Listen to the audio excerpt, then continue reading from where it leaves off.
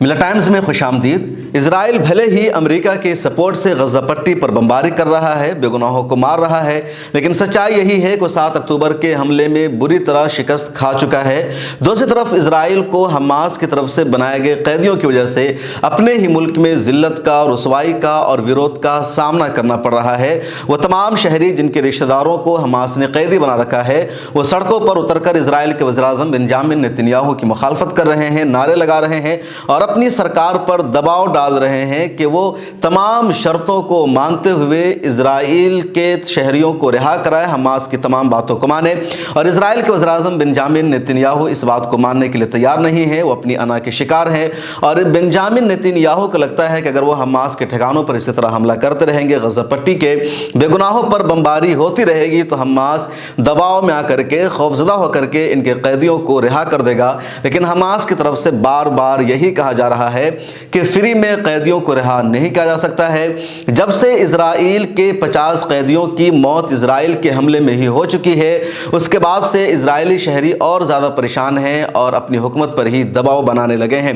फिर ताज़ा अपडेट सामने आई है और हमास के रहनुमा ने वाज़ेह लफ्ज़ों में एक मरतबा यह कहा है कि अगर इजराइल चाहता है अपने कैदियों की वापसी, उनकी रिहाई, तो बदले में इजराइल को हमारे तमाम कैदियों को रिहा करना पड़ेगा।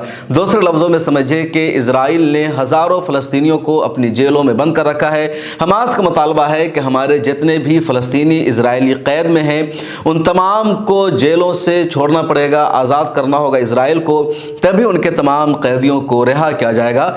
हमास ने यह भी कहा कि इजराइल की ज़िद की वजह से और इजराइल के हमले की वजह से ही 50 कैदियों की मौत हो गई है जो इजरायली शहरी थे, और मज़ीद मौत हो सकती है। इसलिए इजराइल के लिए भलाई इसी में है कि अगर उनको वो ज़िंदा चाहिए तो वो हमारी शर्तों को माने और हमारे साथ बातचीत करे।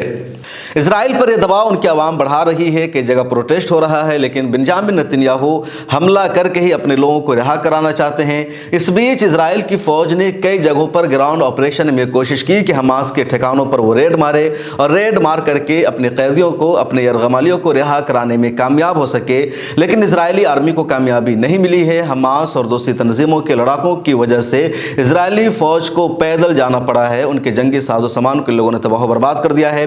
अक़वाम मुत्तहिदा के सेक्रेटरी जनरल एंटोनियो भी कल कतर पहुंचे और कल उनके कतर पहुंचने का बुनियादी मकसद ये था कि कतर की कोशिशों की वजह से हमास ने जिन इजरायलियों को कैदी बना रखा है उस पर बातचीत हो। लेकिन हमास की सभी के सामने यही शर्त है कि जब तक हमारे कैदियों को रिहा नहीं किया जाएगा उस वक्त तक हम रिहा नहीं कर सकते हैं। हमास के एक रहनुमा यहया सवार का बयान सामने आया है कि अगर इजराइल चाहता है कि बैक वक्त तमाम कैदियों का तबादला कर दिया जाए तो भी हमारे तमाम कैदियों को बैक वक्त रिहा कर दे, हम उनके तमाम कैदियों को रिलीज़ कर देंगे। अगर वो एक एक ग्रुप की शक्ल में कैदियों का तबादला चाहता है तो हम उसके लिए भी तैयार हैं, लेकिन उसके अलावा कोई दूसरा ऑप्शन नहीं है। इजराइल जितना चाहे हमला करे, जितनी चाहे बमबारी करे, ग्राउंड ऑपरेशन करे या किसी और तरह से हमला करे, हम पीछे हटने वाले नहीं हैं और हम अपने कैदियों को, अपने फ़लस्तीनी भाइयों को उनकी जेलों से आज़ाद कराए बगैर इजराइल के कैदियों को रिलीज़ करने वाले नहीं हैं। इजराइल के लिए यही सबसे बड़ी परेशानी है और अपनी इस परेशानी को दूर करने के लिए इजराइल गजा पट्टी पर हमला कर रहा है और इस हमले की वजह से इजराइल की मईशत भी बुरी हालत के शिकार है। लगातार उसका खर्च बढ़ता जा रहा है, जिसकी तफसील हम किसी अगली वीडियो में आपको बताएंगे। फिलहाल इतना ही। चैनल को ज्वाइन कर लीजिए, सोशल मीडिया के सभी प्लेटफॉर्म पर हमें सपोर्ट कीजिए और मोबाइल ऐप को भी डाउनलोड कीजिए।